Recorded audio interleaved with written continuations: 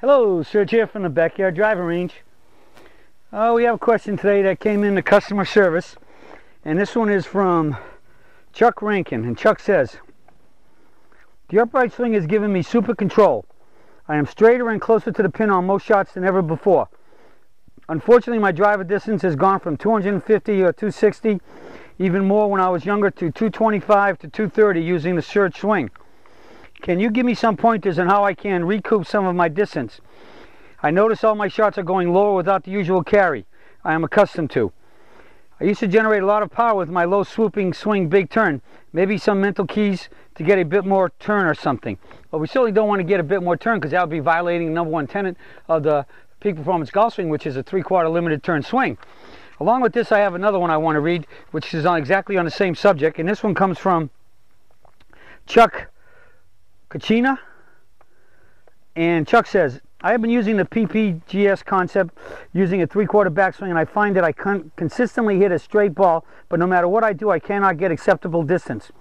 While I am 80 years young and play golf 3 or 4 times a week, I just can't get more than 170 yards with my driver using the PPGS swing. If I go back to the hip and shoulder turn swing, I get at least 20 to 30 more yards, but not always in the middle of the fairway. I know you have addressed this issue before, but I really need some help in increasing my distance with my driver and 3-wood using the PPGS swing. Thanks again, from Chuck Casina. All right, we have two concepts here, where two dailies are questions that are relating to problems with the driver and not getting enough distance. Okay, let's possibly look at what's going on here. When I do a lot of private lessons in a lot of golf schools, I think the biggest thing that comes in with this concept of losing distance with the driver, and maybe some of the other longer clubs, is the fact that the driver next to an iron, it's the longest club in the bag, and it's also the flattest club in the bag. All right, by flattest I mean, if I lay this club, this 7-iron here, flat on the ground, and I lay the driver flat on the ground, you can see that this club is much lower. In other words, if the driver was more upright, it would be above that shaft, but when I lay it regular, it's flatter. So when you have a flatter club to swing, you have to still lift it up. Now, I personally try to swing every club from a wedge to a driver with the same swing. Get it in the catchment and lift my arms up the same place. Now, naturally, with a longer club that's farther away from me, the energy that it takes to lift that club up is got to be a little bit more, because the farther you remove this head from where your hands are, the more effectual weight you feel, and the more you have to help lift it up. But the point becomes, it's also the same thing on the reverse. When it's time to start swinging down to the ball and through impact, you have to increase your energy to do this. And the #1 thing that I see at a lot of golf schools and in private lessons, as I said earlier, is I just see, as the clubs get longer, we're more concerned about accuracy, right? Longer club, ball goes farther. If you hit it offline, it's got longer to go offline, and therefore you can get into more trouble. And so therefore, I think I find a lot of people seem to get to the point where they're, so to speak, you've heard the expression, steering the ball a little bit. And because they're not so confident with it, in steering it, they're basically slowing. They're not swinging fast enough. They're just plain not accelerating the club in any degree or manner to which they were doing with the shorter, more vertical clubs, which are easy to lift, and so they're easy to lift. You get it up, and it falls down better. Because again, the shorter the club, closer to the hands, the closer the ball is to your body, the technically you're swinging on a more upright plane, and so therefore gravity's helping you more. But as the clubs get longer, you have to really add some more energy here to keep this club accelerating.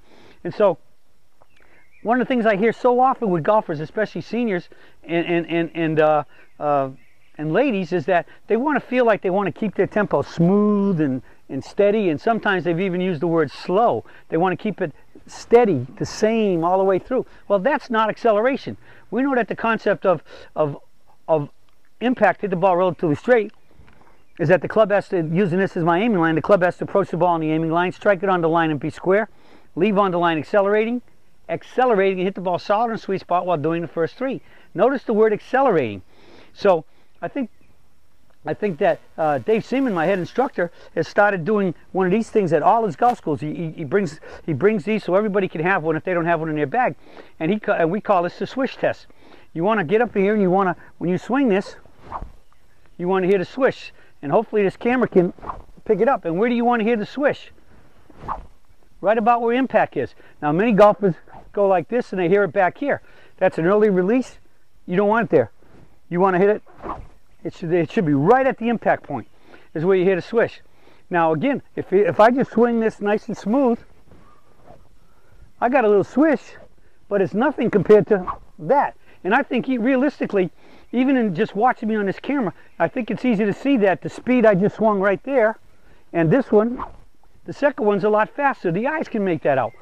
So I think we get because of the longer club, and it's got this feeling of heavier, and you got to work harder to swing it vertical and keep it vertical and swing it. And when you go in the forward mitten up the tree, work harder to get it up. I think some of us are just working so hard at swinging it that we're really not swinging it as far as speed goes. Now, when some of you gentlemen start talking about, yeah, if I go back to putting my body into it and everything else, I might get my speed. Well, remember, the rotational swing says turn your body faster, and it helps pull your arms through. Well, we're not going for the big turn. The big turn is what causes the physical problems in the back and a lot of other places in your body. And it also adds more margin of error to the swing. We actually holding the body more quiet, the wide knees, outward pressure, lifting up. And in the end, we're getting predominance of all our power from the arms through creating centrifugal force, swinging a rock at the end of the string. And one time somebody asked when I was giving a golf lesson, and DJ was hitting balls behind us, I asked the student, I said, okay, now what's going to happen if we want to hit the ball harder or farther? I said, what normal golf instruction says you're going to get your stance wider because you're going to make a bigger turn and a longer backswing, and you need a wider base of support. I said, are we going to do that? He said, absolutely not. I said, okay, what are we going to do? And without even trying to answer, he just shouted over to DJ. He said, hey, DJ, what would you do? What do you do when you want to hit the ball harder?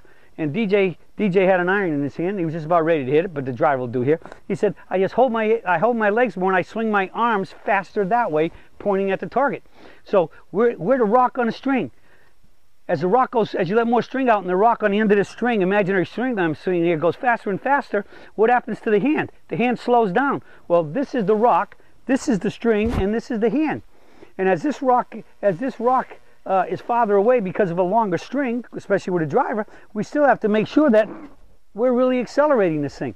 You just can't come back here and just smoothly and lethargically, so to speak, or lazily, or just kind of just let it happen type thing. You have to engage your muscles, and you have to get up here, and you got to get that thing swinging, which means your body's a little bit more engaged, and that your muscles are ready, and especially your arms and hands. You still hold your legs, and the whole key is to swing up to that tee finish. But you got to get this club accelerating. So if you get yourself one of these and start practicing hearing that swing. And again, you can do it. You can do it with an iron. Take any iron, hold it like this in the bottom of the club, and just swing it. And then, most importantly of all, you might want to just take your driver, and even with a driver, you should be able to hear that club swoosh down there. If you're making a swing and you can barely hear it swoosh, or you hear it swooshing a little bit back here, you know you're releasing the power a little bit too soon. All right? You have to get that swoosh to start right about there.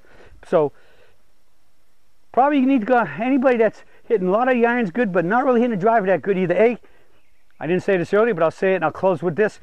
Get it checked to make sure your shaft is right for you, that the club's not too long for you. Because again, many of you who are, if you're just buying clubs that are made to today's standards, you're getting drivers 45 inches or longer. And I mean, heck, there's not even that many, there's almost nobody that needs a 45-inch club unless you just got the strength and you can swing it faster. It might give you more distance, but if you can't swing it faster, it's not giving you more distance.